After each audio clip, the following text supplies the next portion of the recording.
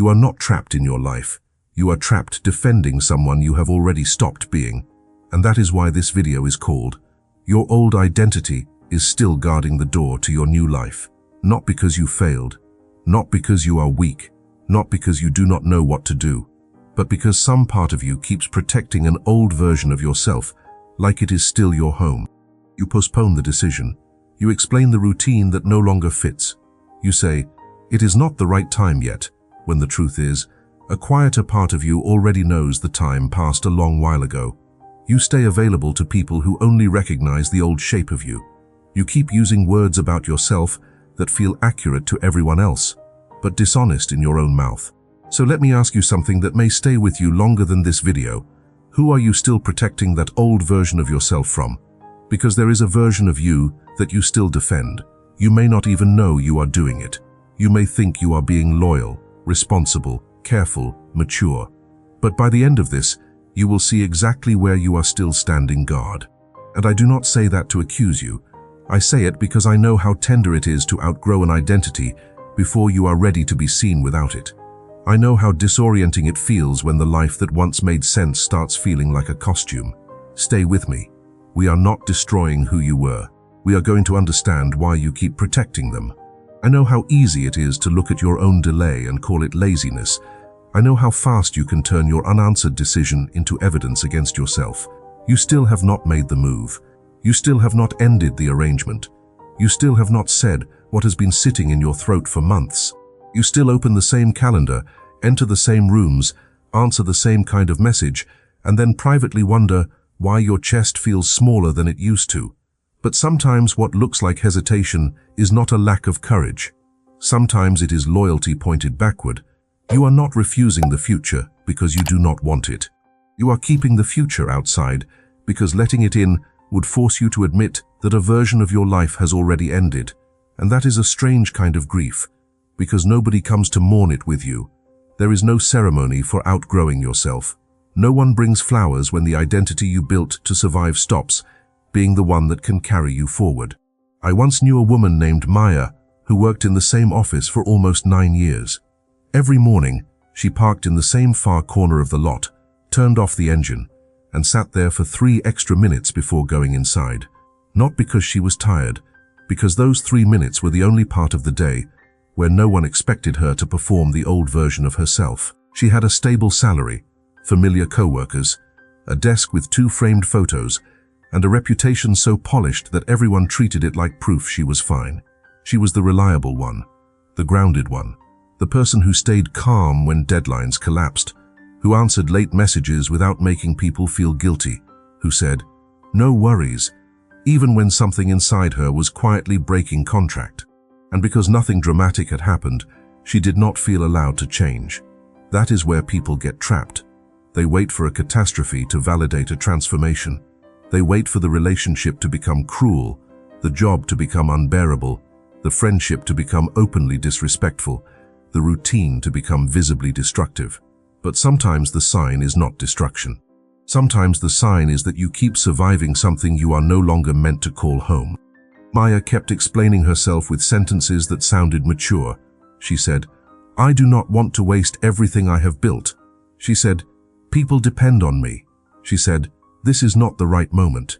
She said, "I am just being practical." But underneath those clean sentences was one raw confession. She did not know how to speak. "I do not know who I will be if I stop being this." That sentence hides inside so many ordinary behaviors. You keep a friendship because there is history, even though every conversation pulls you back into a smaller language. You keep laughing at jokes that no longer feel harmless because the old you was easier to include. You keep being the available one because someone once praised you for needing so little. You keep saying you are shy, difficult, unlucky, inconsistent, too emotional, too intense, not disciplined, not ready, because those words once gave your younger self a way to explain the pressure. Maybe those labels protected you from judgment. Maybe they helped you make sense of pain before you had better tools. Maybe they gave people a shortcut to understand you. But a label that once softened your survival can harden into a prison. And the most painful part is that you may be the one still locking the door, not because you hate yourself, but because you are afraid no one will recognize you without the wound they learned to name you by. And I want to be careful here, because this is not weakness. This is not a flaw in your character. Your mind learned to treat identity as safety. The brain protects more than skin and bone. It protects belonging. It protects familiarity. It protects the story that tells you where you stand, what people expect, what love costs, what risk feels like, and what version of you is least likely to be rejected. So when you try to become someone more honest, your nervous system may not register freedom first. It may register threat. It may ask, who will leave if you stop being convenient? Who will be disappointed if you stop being predictable? Who will you become if you can no longer use your old pain as your name? That is why the first pattern is so convincing, resistance dressed as prudence. It says, I am being responsible, when the deeper truth may be, I am afraid to disappoint the people who only know the older shape of me. It says, I need more time, when what you may need is one honest moment without the costume. And before we reframe any of this, I need you to hear me clearly. The part of you guarding that identity is not your enemy. It protected you once. It helped you get through a season where becoming fully visible may not have felt safe. But a defense that never retires eventually starts defending you from your own becoming. So maybe this season is not proof that you are failing. Maybe it is proof that something in you is trying to update, and the discomfort is not the punishment. It is the signal. I know how strange that sounds when you are in the middle of it, because transition rarely feels meaningful while it is happening. It feels inconvenient. It feels unstable. It interrupts the routines you used to trust. It makes you question your judgment in small, humiliating ways, like standing in front of your closet and realizing half your clothes belong to a person you no longer know how to perform, or reading an old message and feeling embarrassed by how quickly you used to abandon yourself for approval. It can make you look back at choices you once defended with your whole chest and wonder if you were lying to yourself. But I do not think you were lying. I think you were surviving with the map you had. I think you adapted so completely to one chapter that your system started confusing adaptation with truth. And now, when truth asks for more room, the old structure calls it danger. That is the rupture. Not that your life is collapsing, not that you are broken, but that the person you became to survive one environment is still trying to make decisions in a completely different one. There is a difference between wisdom and a well-dressed alarm. Real wisdom can look at the past without kneeling to it. It can say, that hurt me, without turning the wound into a constitution for the rest of your life. It can remember betrayal without assuming every new connection is a trap. It can remember failure without treating desire like evidence of foolishness. But fear disguised as maturity sounds very convincing because it uses the language of experience. It says, I have been through too much to be naive, when what it often means is, I am using old evidence to avoid new vulnerability. It says, I know how this ends, when the truth may be, I have only practiced the endings that matched my old self-image. That is the hidden pattern, a frozen picture of yourself. A photograph taken during a chapter where you had fewer choices, fewer tools, less language, less support, and maybe less permission. And now you keep holding that picture up to the present, asking every decision to respect it. You ask new opportunities to fit an old outline. You ask new relationships to approach the guarded version. You ask your own desires to lower their voice so they do not disturb the person people already understand. And the cruelest part is that the frozen picture can look responsible from the outside. It can look stable. It can look humble. It can look like patience. But inside, you know the difference between waiting because something is ripening and waiting because you are afraid to be seen choosing something else. But that frozen picture did not appear from nowhere. I need you to see this with compassion before you try to change it, because if you attack the pattern, you will only make it grip harder. That image of you was protection. Maybe you became the quiet one because being expressive was punished. Maybe you became the overachiever because approval felt safer than honesty. Maybe you became the helper because being needed felt close enough to being loved. Maybe you became independent because needing people once made you feel exposed. Maybe you became skeptical because hope once cost you more than you knew how to carry. Maybe you became the funny one because nobody asked what was underneath if you could make the room laugh. Maybe you became the one who never asks for much because you learned that asking turned you into a burden. There was intelligence in that. There was strategy. There was a younger version of you doing the best possible work with the tools available. But protection has a lifespan. A door that once kept danger outside can become the same door keeping your own life from entering. And when you finally see the pattern, decisions stop being performances for the old audience. They stop being about preserving a reputation, defending a label, proving consistency, or making sure no one has to update their idea of you. They become simpler and more terrifying. What is true now? What fits now? What can no longer be called loyalty without also being called self-abandonment? Because the moment you stop worshipping the old image, you do not instantly become someone new. You simply recover the right to choose without asking the past for permission. So I want you to ask this in a way you cannot dodge. What decision did you make this week just to keep being recognized as who you have always been?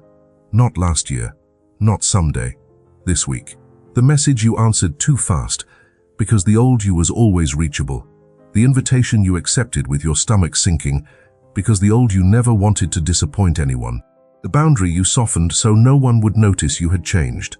The dream you minimized in conversation because the old you was easier to understand when you wanted less. Now ask the second question, born directly from the first. What would you have chosen if nobody knew you as that person?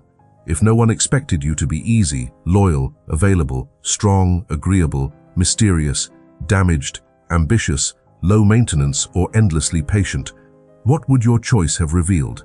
And now the third question, the one underneath both. What does that show you about what you have been calling being true to yourself? Because sometimes what you call being true to yourself is really being faithful to an outdated contract. Sometimes it is not integrity, it is preservation. Sometimes the person you keep defending is not the real you, but the version that made other people more comfortable.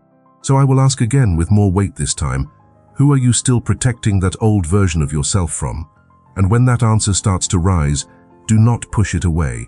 Let it move. Let it disturb the arrangement. Let it show you which door you have been guarding from the wrong side. Now breathe for a moment.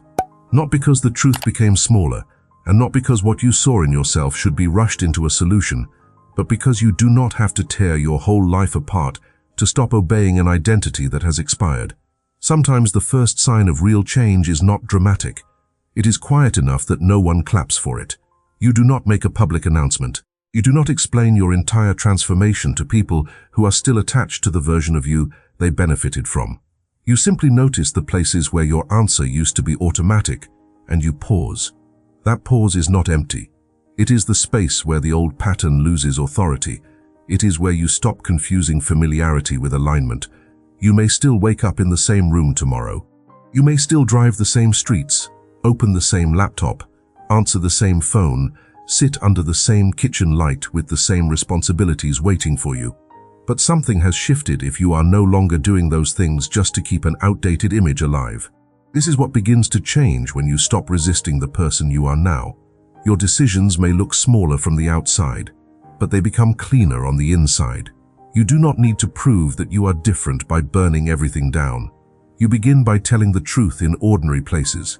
You decline the invitation before resentment has to become your messenger. You admit that a goal you used to chase no longer carries your pulse.